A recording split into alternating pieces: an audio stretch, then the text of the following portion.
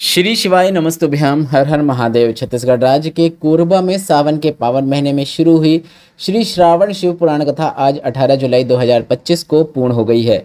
इस वीडियो में आज की कथा का संपूर्ण सार और आज की कथा में गुरु जी के बताए उपायों की जानकारी आपको प्राप्त होने वाली है। इसके साथ ही साथ कल है 19 जुलाई सावन शनि नवमी की विशेष तिथि है और इस दिन गुरुजी ने सभी से बिल्कुल नए उपाय को करने को कहा है। वह उपाय भी हम आपको इसी वीडियो में करके भी बताएंगे। आपको बता दें 18 जुलाई श्रावण शिव पुराण कथा के अंतिम दिन की कथा में गुरुजी पंडित प्रदीप मिश्रा जी ने कुल 13 उपाय पत्र और उपयोगी जानकारियाँ दी हैं। सभी जानकारी आपको इस वीडियो के माध्यम से मिलने वाली है। अगर किन्हीं कारणवश आपने आज की कथा नहीं सुन पाई है तो पूरी कथा का रास्ता तो आपको इस छोटे से वीडियो से प्राप्त होने वाला है। बढ़ते हैं आज की कथा की पहली विशेष जानकारी की ओर। कथा शुरू होते ही गुरुजी ने कहा, आज के समय में एआई बहुत चल रहा है और ऐसा किसी ने एआई में एक प्रश्न पूछा। एआई से ही पूछा कि अगर आप इंसान होते तो आप कौन सा धर्म अपनाते।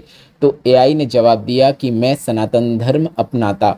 बढ़ते हैं आज की कथा की दूसरी विशेष जानकारी की ओर। गुरुजी ने कहा, भगवान के रोम छिद्र से दूर्वा तिल उत्पन्न हुए हैं। कई प्रकार की चीज़ें उत्पन्न हुई हैं, तो हमारे इतने अधिक रोम छिद्र भगवान ने क्यों दिए।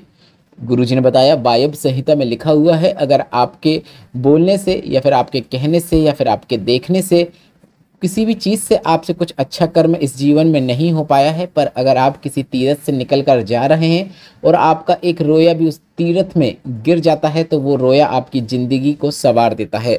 बढ़ते हैं आज की कथा की तीसरी विशेष जानकारी की ओर। गुरुजी ने कहा, आज के समय में व्यक्ति अपने कर्तव्य से मुख मोड़ लेता है और फिर बाद में भगवान को कोसता है कि भगवान ने मेरी ऐसी ही किस्मत लिखी है।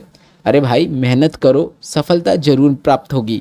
भगवान की भक्ति करोगे, कभी आपके साथ कुछ गलत नहीं होगा। आपके साथ सब हमेशा अच्छा ही होगा, पर बिना कुछ किए आपको कुछ भी प्राप्त नहीं होगा, यह भी निश्चितता है। बढ़ते हैं आज की कथा की चौथी विशेष जानकारी की ओर। गुरुजी ने कहा, व्यापार करोगे तो झूठ बोलना ही पड़ेगा। कई ऐसी परिस्थिति आ जाती हैं जिसमें झूठ आप बोल देते हैं, पर सारे आपके बोले गए झूठ का जो प्रभाव होता है वह समाप्त करने के लिए आपको एक झूठ और बोलना चाहिए। गाय अगर कसाई के घर में कटने चली गई है तो आपको वहां पर जाकर बोल देना है कि यह गाय मेरी है। इसके साथ ही साथ अगर 10 लोग किसी एकांत में खड़ी लड़की के बारे में गलत बोल रहे हैं या फिर गलत विचार बना रहे हैं तो आपको बोल देना है कि वह मेरी बेटी है। बढ़ते हैं आज की कथा की पांचवी विशेष जानकारी की ओर। गुरुजी ने कहा, हफ्ते में एक बार या फिर महीने में एक बार आपको भोलेनाथ के मंदिर में जाकर सफाई का कार्य का एक नियम बना लेना है। महादेव भी आपके जीवन में आने वाली समस्याओं को दूर कर देते हैं। जितना भी आपके जीवन में कचरा है, गलत चीज़ें हैं, आपके अंदर जितनी भी गलत आदतें हैं वह सब आपसे दूर कर देते हैं। आपको बस भोलेनाथ के मंदिर में साफ सफाई का एक नियम बनाना चाहिए। बढ़ते हैं आज की कथा की छठवीं विशेष जानकारी की ओर।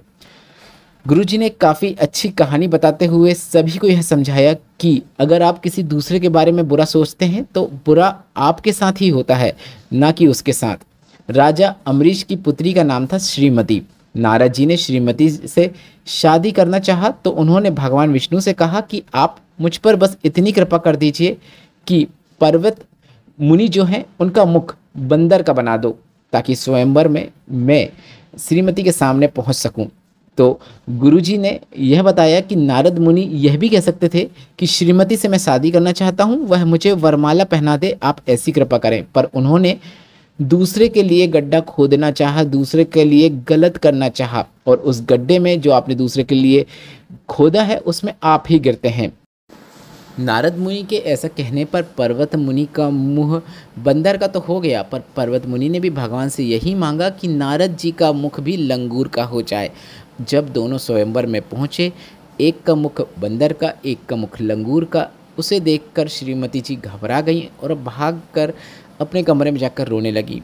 पर इसके बाद भगवान की माया ने ही मायापति के रूप में आकर श्रीमती के सामने आए और श्रीमती ने उन्हें माला पहना दी। बढ़ते हैं आज की कथा की सातवीं विशेष जानकारी की ओर। गुरुजी ने कहा, ब्यूटी पार्लर जाने से ज़्यादा चेहरे में चमक भगवान की भक्ति करने से आपको प्राप्त हो जाती है। बढ़ते हैं आज की कथा की आठवीं विशेष जानकारी की ओर। गुरुजी ने कहा, आज की औलाद स्टेटस लगा रही हैं, माय वाइफ माय लाइफ। क्या काम की ऐसी औलाद। भगवान से अगर आप औलाद मांगो तो ऐसी औलाद मांगो कि भगवान की भक्ति करने वाला चाहिए, संस्कारी चाहिए, हमारी घर के बुजुर्गों की सेवा करने वाला चाहिए। क्योंकि आपके बेटे के स्टेटस में माय वाइफ माय लाइफ नहीं बल्कि माय मदर माय लाइफ होना चाहिए। बढ़ते हैं आज की कथा की 9वीं विशेष जानकारी की ओर। गुरुजी ने कहा, 2 चीज़ें हमेशा श्रेष्ठ रखना, मति और श्रीमती।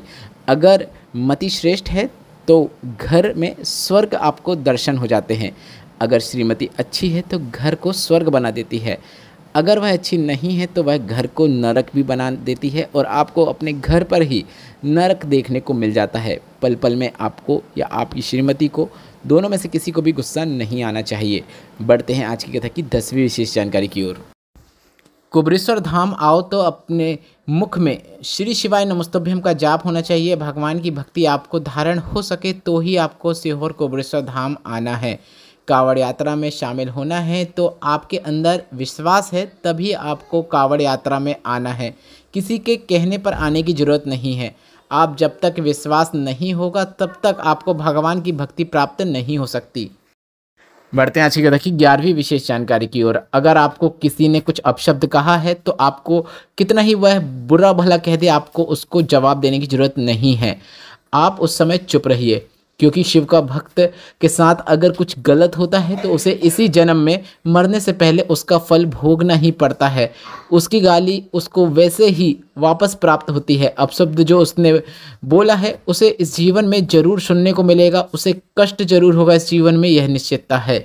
बढ़ते हैं आज की कथा की 12वीं विशेष जानकारी की ओर। 21 जुलाई से 25 जुलाई 2025 तक ऑनलाइन शिव पुराण कथा होगी, जिसे आप आस्था और यूट्यूब के माध्यम से दोपहर के 1 बजे से 4 बजे तक सुन पाएंगे। 23 जुलाई 2025 को सावन शिवरात्रि का ऑनलाइन पूजन अभिषेक होगा, जो कि शाम को 7 बजे से 8 बजे तक होगा। 30 जुलाई से 5 अगस्त 2025 तक जयंती भाई स्टेडियम भिलाई में शिव पुराण कथा होगी। कथा का समय दोपहर के 1 बजे से 4 बजे तक रहने की उम्मीद है। 6 अगस्त प्रदोष के दिन सीहोर में कावड़ यात्रा होगी। तेलंगाना हैदराबाद भाग्यनगर में 13 से 17 अगस्त तक शिव पुराण कथा होगी। 4 नवंबर से 8 नवंबर 2025 तक श्रीलंका में शिव पुराण कथा होगी। बढ़ते हैं आज की कथा की 13वीं और अंतिम जानकारी की ओर। इसी शिव पुराण कथा में गुरुजी ने एक विशेष उपाय की जानकारी दी है, जिसे आपको 19 जुलाई सावन शनि नवमी के अवसर पर आपको करना है। जीवन में बहुत कर्जा हो गया है, पैसा आ ही नहीं रहा है, इतना भी पैसा नहीं है कि सारनाथ महादेव के दर्शन करने काशी जा सकें। तो आपको अपने घर के नज़दीक के भोलेनाथ के मंदिर में जाकर 4 चीज़ें अर्पित कर देना है। 5 बेलपत्र, 5 दूर्वा, 5 कनेर के पुष्प और 5 काली तिल अपने हाथ में रखना है। सारनाथ महादेव का नाम स्मरण करना है और सभी चीज़ों को शिवलिंग पे अर्पित कर देना है। सभी चीज़ों को शिवलिंग पर अर्पित करने के बाद आपको 1 कलश जल भी शिवलिंग के ऊपर सारनाथ महादेव का नाम लेते हुए अर्पित कर देना है। कावड़ जल अगर अर्पित करना चाहते हैं तो सावन का महीना चल रहा है तो आप 2 कलश से भी जल शिवलिंग पे अर्पित कर सकते हैं। 2 से 3 महीने लगेंगे, कितना ही खर्चा क्यों ना हो वह चुक जाता है, यह निश्चितता है। यह उपाय आपको बार बार करने की भी आवश्यकता नहीं है, कम से कम 3 बार या 5 बार इस सावन के महीने में करें, लाभ जरूर देखने को मिलेगा। इस वीडियो में बताए गए उपायों और कथा से संबंधित कोई प्रश्न है तो आप कमेंट बॉक्स के जरिए पूछ सकते हैं। मेरे द्वारा दी गई जानकारी अगर आपको थोड़ी सी भी उपयोगी लगी है तो इस वीडियो को लाइक जरूर करें। कमेंट बॉक्स में श्री शिवाय नमस्तुभ्यम या फिर हर हर महादेव जरूर टाइप करें। श्री शिवाय नमस्तुभ्यम, हर हर महादेव।